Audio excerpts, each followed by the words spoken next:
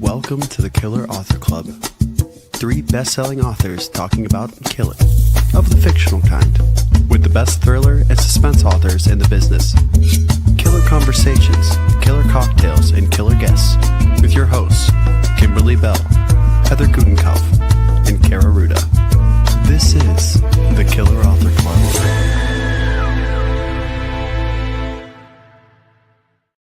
Hello, and welcome to the Killer Author Club, your favorite haunt for all things murder, mystery, and mayhem. Tonight, we are so excited to welcome Peter Swanson to the Killer Author Club hot seat. We have all the questions about his innovative and intriguing Kill Your Darlings, things like how do you write a novel backwards?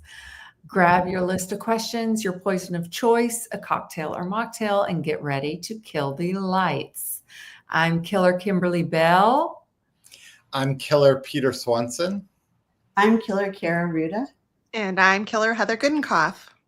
And before we start killing all our darlings, a couple of quick PSAs. If you love tonight's show and want more, check out the Killer Postmortem, the podcast exclusive after show where every guest confesses something deadly. Tonight's show will be available on your favorite podcasting app starting this Friday. Links to download are at killerauthorclub.com. While you're there, make sure to sign up for our newsletter so you never miss our killer breaking news. Newsletters go out at the end of every month. No spam, we promise. And now, Kara, would you please introduce our killer guest? I'd love to. Peter Swanson is the New York Times bestselling author of The Kind Worth Killing, winner of the New England Society Book Award, and finalist for the CWA Ian Fleming Steel Dagger. For Every Fear, an NPR Book of the Year, and 8 Perfect Murders, a New York Times bestseller, among others. His books have been translated into 30 languages. He lives on the North Shore of Massachusetts, where he is at work on his next novel. We have so many questions about Kill Your Darlings, but can we start with a quick elevator pitch, please, Peter? Yes. So as you've said, Kill Your Darlings is a book that goes in reverse. It's about a married couple called Tom and Wendy Graves. And when we meet them, they are sort of in their mid-50s. They've been married 25 years. They're recent empty nesters. And Wendy wants to kill Tom very badly. She thinks he's going to give away a secret from their past. And what we do in the story is we go backwards through time all the way to that secret and beyond it to find out like what brought them to this point in their marriage. Yeah, exactly. It was such a great book. We loved it. And we are going to get to more questions in a minute. But first, Heather, can you tell us about the killer cocktail? Yes. So Peter has chosen the Travis McGee, inspired by Kill Your Darlings. So, Peter, why is this your cocktail poison of choice? Well, this is inspired by, and I'm going to show the book. So the Travis McGee is based on these books. John D. MacDonald, some of you might know them. Maybe they were in your dad's house, all these paperbacks, these 1960s Travis McGee books, which I loved. And Travis, who was like a boat bum who solved crimes, had this drink, which was primarily Plymouth gin. And I'm going to show you because it's my favorite gin. I came prepared. Do you see this? Yeah. We like that. Plymouth gin. His drink was primarily Plymouth gin on the rocks with like a splash of vermouth or Coca Americano, which is what I like. And he was my entry-level character, one of my entry-level characters in the world of mysteries and thrillers. So this is in honor of him. Love it. Amazing. So Well, cheers. Cheers. Cheers to all of you. Mm.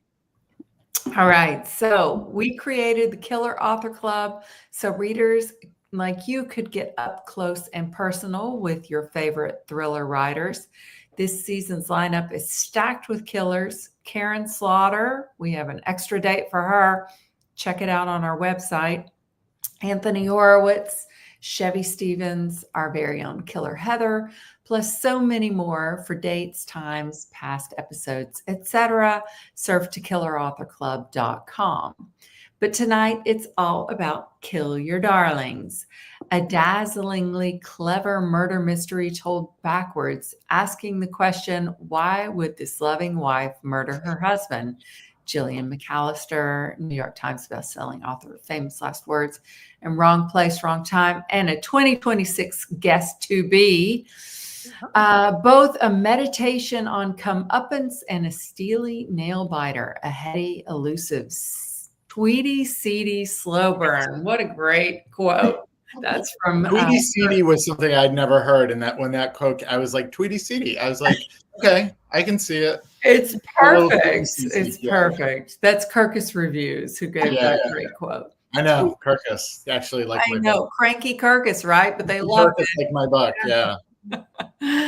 So, Peter, clearly you are an ingenious and innovative killer. And now we need to know your answer to the killer question. Who do you kill? Well, I've given this some thought, and I often have in my books, especially in Kind Worth Killing and it's sort of semi-sequels, I often have my protagonist is often a killer. So my protagonist is not always a detective figure. It's often someone who kills on their own. So how do you make protagonist your killer? I think some people want to answer that question. So the answer I have is have them kill really, really despicable people who deserve to die. Because then you're on the side of the killer. Because otherwise, that's how you do it. You know, that's how you make a sympathetic killer is you kill horrible people. Yeah. I love it. Like Dexter.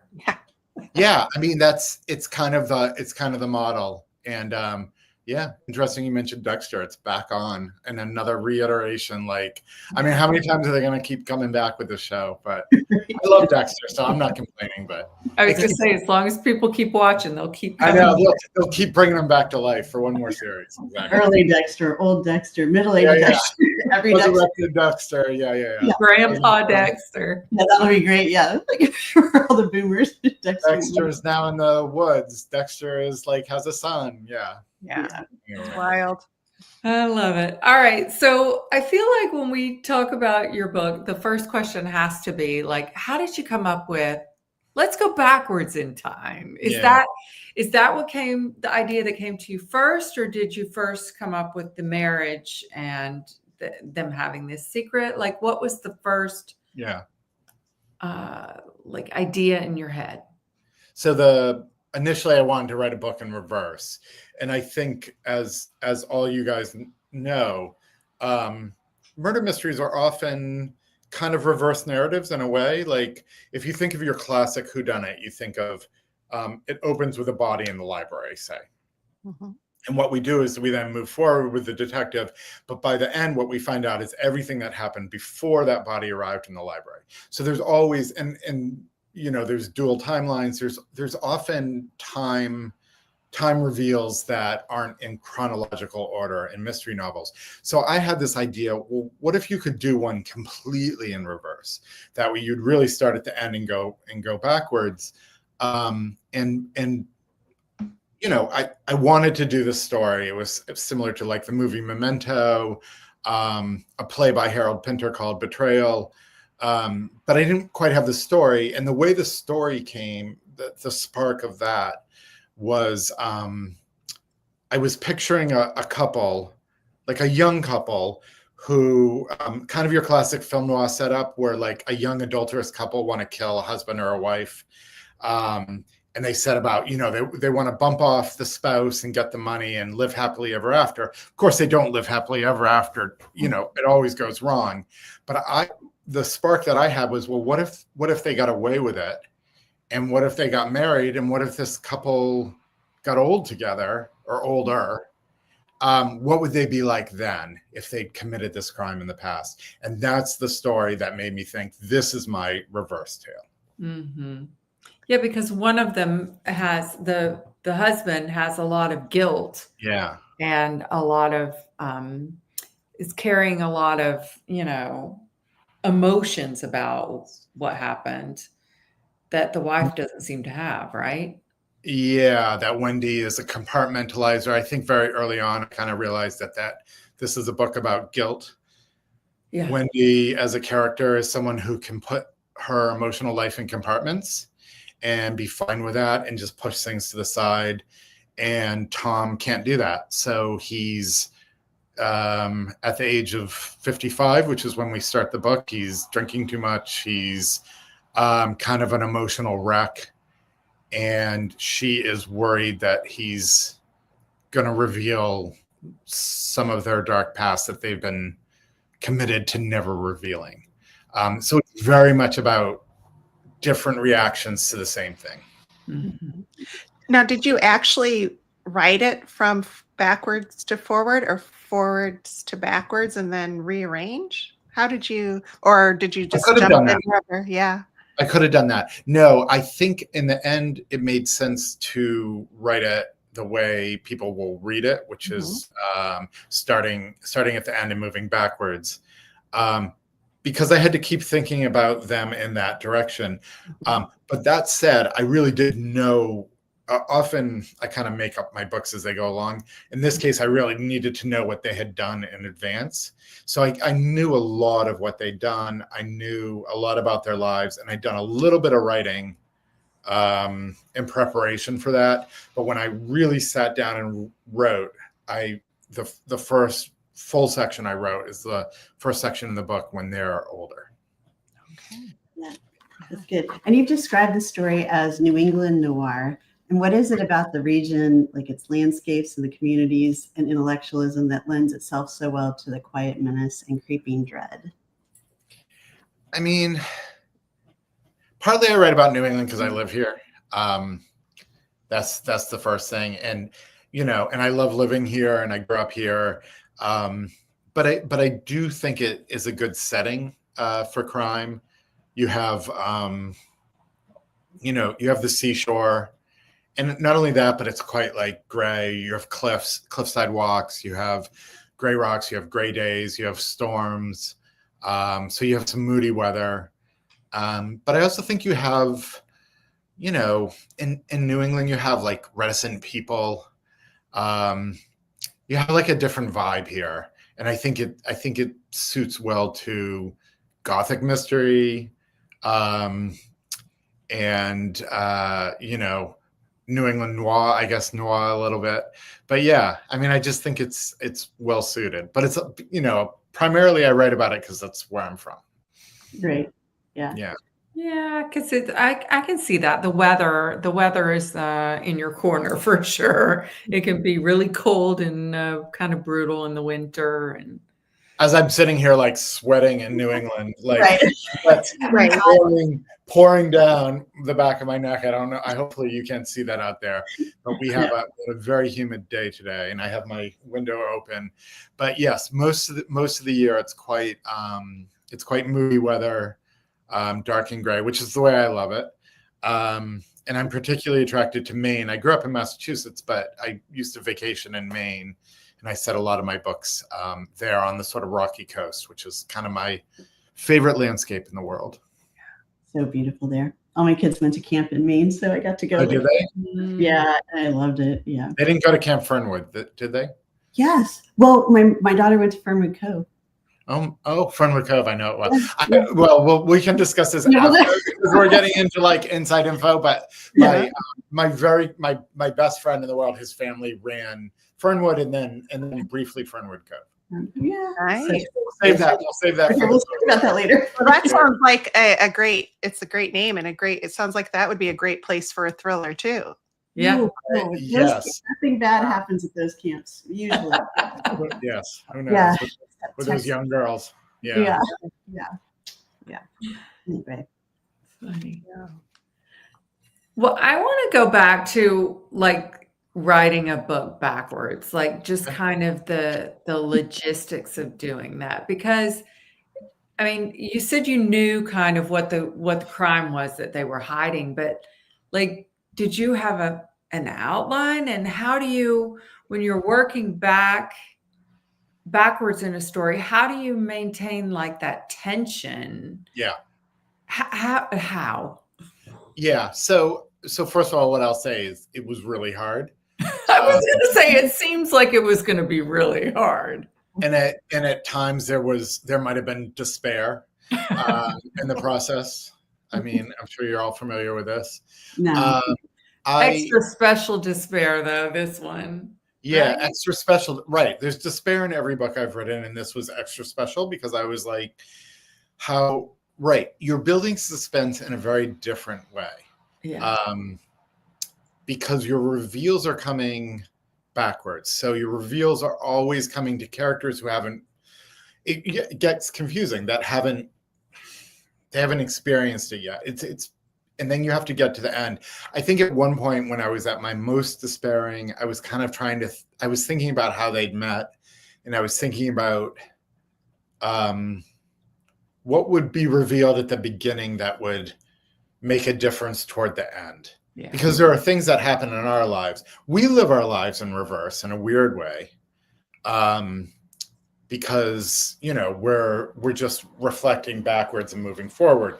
So so there's this weird way it makes sense, but I was like, what would these characters learn early on that would be something they either forgot or remembered that would make a difference in the future? And so it really made me think so differently about lives, how they're lived. And that sounds like I enjoyed that. But I mean, I did to a certain degree, but it was also really hard. And it was really hard to think about suspense in reverse. And, you know, I nearly quit. Yeah. I mean, it was a genuine nearly quit, although I say that a lot, but you know, in the end, I hope I did it justice. I will say this, I will be writing my future novels in the normal chronological order. Yeah. Yeah, but Yeah. this was such a fun read because, you know, as a reader and a writer, just to see how Yeah. you laid the pieces out. Right. It's challenging as a read too, I think. I've heard from some people, because it's ultimately like you have to readjust your thought, which is what I just read. My characters, if I've moved on to the next section, they don't know about that. Yeah. So that was really hard as a writer. Yeah. Like it's like you're constantly starting with this weird blank page every section. Mhm. So it was challenging. Yeah. Yeah. But yeah, I think you did it. You figured it out. You landed the plane because, Thank you for that. and you know, we're all about no spoilers here at the Yeah. Killer Author Club, so I don't want to give anything away. But it was one of those endings that once you got to the end, it like everything just like fell into place. It was really Yeah. brilliant. Yeah. We all like to hear that, right? Yeah. Great diabolical characters, like in a dance the whole way through. It's Right. very cool. So, Yeah. And I love marriage thrillers because of that, because this is the person that you're married to, right? And so Yeah. you're supposed to love and treasure them, but you want to kill them. And that's often the case in life too. yeah. Well, it's one of those stories. I mean, you all know this, but when you start writing a book, sometimes you know what it's about, like you know the plot maybe, but you don't always know what it's about. And then it's sort of at some point you're like, oh, it's about this, it's about being a parent, or it's about, and then I was like, oh, this is about a long marriage. Mhm. Yeah. It's about and it got dark. My wife kind of hates this book. And this is and Tom and Wendy are in no way us, but she's like, oh, it's a dark book about marriage. Like because there are moments when you see them when they're good, and they're doing very poorly when we first meet them. So I was like, that's what this book is about. Yeah, that's what my husband and I went on tour together because we've been married forever, and it's a marriage thriller. And so he's like, he would get all these questions like, are you sleeping with one eye open? What is this thing? So I'm like, why don't you just come up and do the talk with me? Because there is something about a long, there's something about a long-term marriage that is just, is true. I mean, it rings true to people that, I mean, we go darker with it, hopefully, than most people. But I mean, you do sometimes just say, I want to kill you because you forgot to take out the trash, for example. You know, that passes. Or you're breathing wrong, or what? Yeah, or something's happening. So yeah, to kind of but there's a scene, there's a scene early in my book, and I think I read it out loud for an interview I did, and it's like it's it's late at night. He's had too much to drink. It's the end of the party. And he's like listening to his jazz, which he likes to listen to. And he's like air keyboarding, like along with the jazz. And she looks at him, and I think her thought is like, oh no, I really hate him. Yeah. It's like, oh, wow. Yeah. The end. Yeah. And I think with Tom and Wendy, because they do have a secret that is quite deplorable, but I like them. I like them so much. Yeah. And, they had their annoying traits as well, but they were funny, and they were funny together. And so how do you balance that, where you make the characters likable and fun, but I always think of I like to think of my villains as like, your villains don't know they're villains, right? They're just living their lives. I mean, sometimes they do, but in general, I was like, I needed them to have done this one bad thing, and then there was a ton of normal life around it. Like they had a kid, and they got married, and they have a scare when their kid goes. I mean, they like most of their life. And again, it's a way to think about villains is like, they're not 24/7. They're not like this plotting. Like your villains are living lives. Like, yes, exactly. Twirling mustaches. So I tried to think of them that way, as like, they're most of the day. Yeah. I mean, they're not out killing people every day. Yeah. They're basically have to hold down jobs and all that kind of stuff. So yeah. And Heather was right. The wittiness goes a long way, right? When you're reading, in how you feel about a character, makes you really like them, even when they're kind of despicable. Yeah. I think they've got like, I think I wanted them to have like a, like they talked well to each other, like they were funny with each other, to give them that. I mean, they've lost trust in one another, which is sort of, I mean, trust is the key, right? I think in long marriages, not to get too deep, but I mean, ultimately it's about this kind of like knowing where you're like trusting one another, and they've lost that, but what they still have is actually like a little bit of a way to talk to one another that's got some wit to it, I think. Yeah, it was great. We loved it. And guess what, you guys? It is time for the giveaway. Peter is giving away 2 copies of Kill Your Darlings to lucky US viewers. It doesn't matter where you're watching. We scour the comments everywhere we stream, but please make sure to shout out where you're from when you answer this question. Why do you think the book is called Kill Your Darlings? That's a tough one. We usually have like yes or no. Yeah, that's like an essay question. Yeah. No, I didn't write that question. I'm sorry. And if you don't like, we will only accept answers of 500 words or more. Oh my gosh, that's true. Okay, sorry about that, you guys. But just answer anything, and you're entered. So there you go. Yeah, you can be really quick. Yeah. So funny. So as Killers, we are big fans of independent booksellers and want to support them in any way we can, and support the ones that our killer authors love as well. So Peter has chosen the Bookstore of Gloucester in Gloucester, Massachusetts as his special store tonight. So Peter, can you tell us what is so special about your bookstore? I can. Yes, the Bookstore of Gloucester is a great indie in downtown Gloucester. In fact, Gloucester is such a great city, but Arwen, who runs it, is a terrific bookseller. Her team is great. It's a small store, but they know their books and are totally involved in the community, and very important to me here up on Cape Ann and North Shore of Massachusetts. Wonderful. So we all need to go visit when we get out east. Yes. I mean, come visit Gloucester, of course. Yes. So we'll be dropping a link in the comments so you can order your copy of Kill Your Darlings along with any others on your wish list. Absolutely.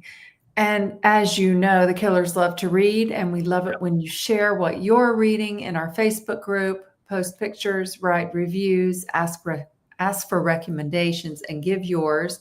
Tonight, though, we want to know, Peter, what are you currently reading? I have it right here. This is a brand new book. It just came out. It's The House on Buzzards Bay by Dwyer Murphy. I'm gonna hold it like this. I love this cover. Yeah, Isn't it a good cover?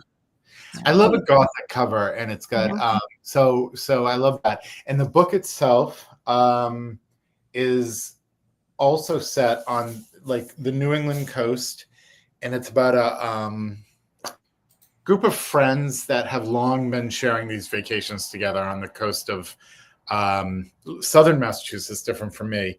And it's just about a really creepy summer, and it's a really good slow burn gothic mystery. Ooh, love a gothic. yeah, exactly. Me too. And speaking of amazing books, we have 2 fabulous new releases we want to celebrate tonight. First up, Mrs. Plansky Goes Rogue by Spencer Quinn.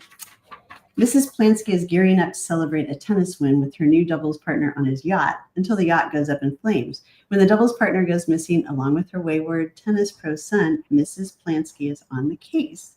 We also have the final episode by Lori Ray.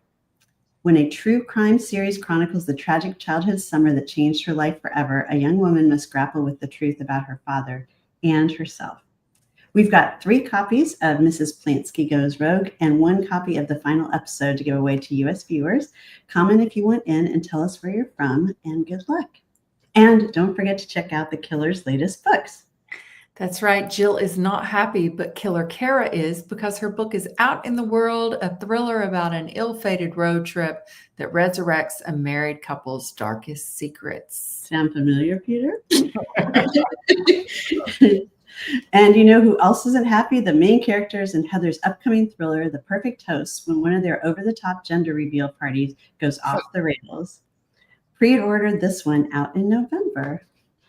Yes, and have you read Killer Kimberly's latest, The Expat Affair, about 2 American expats in the deadly world of Amsterdam's diamond industry? Links for all of these are coming up. And membership has its privileges. So if you're on Facebook, check out our private members only group called the Killer Author Club, where every episode the killers choose a name from the hat to win a piece of swag. T-shirts, mugs, candles, totes, hats, all of which can be found at killerauthorclub.com.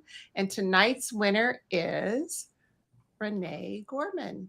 So congrats, Renee. Yay. So make sure you drop us a message, Renee, and we will get this swag out to you ASAP.